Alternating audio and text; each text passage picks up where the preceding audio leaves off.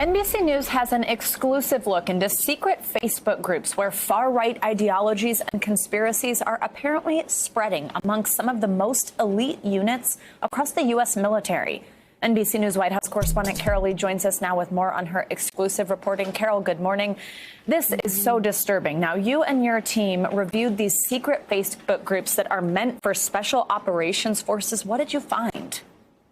Yeah, Savannah, we've sifted through hundreds of posts in these groups, these private groups. You couldn't find them unless you're a member if you were just to search for these.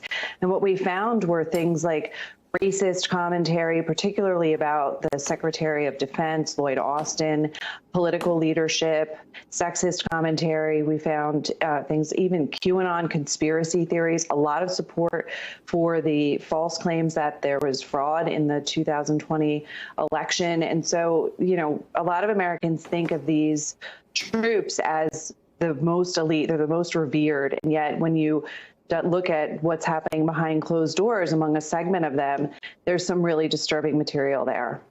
Now, Carol, you spoke with the former Army Ranger and Green Beret. What did he have to say about these troubling posts?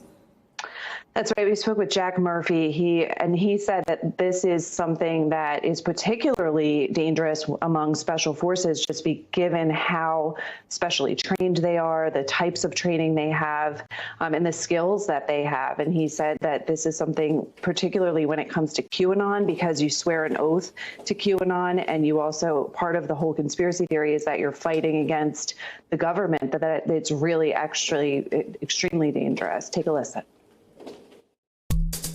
Is it dangerous that we see members of the Special Forces community espousing these sorts of views? I think it is dangerous. I think it becomes a question of dual loyalties. You know, if we look in regards to the QAnon conspiracy, if you really believe that our government consists of a cabal of pedophiles that are, you know, trying to deconstruct democracy, then it becomes a question of who are you loyal to, what are you fighting for, or what are you fighting against?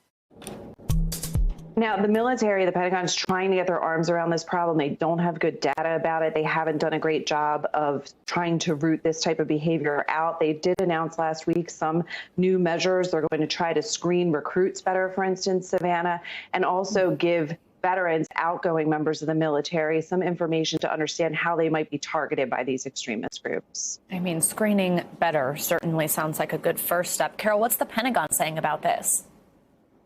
Yeah, the Pentagon is, you know, they're saying that they are working on this, that it's a really hard thing for them to try to actually get their hands around, and that while they're taking various steps, it's difficult because, for instance, Savannah, I spoke with the Director of Defense Intelligence, and he was saying that he can't get into these groups. That's not allowed. So it's not like they can go and join these groups and figure out who's saying what privately. So they've got a long way to go.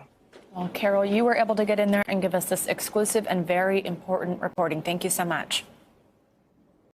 Hey, NBC News viewers, thanks for checking out our YouTube channel.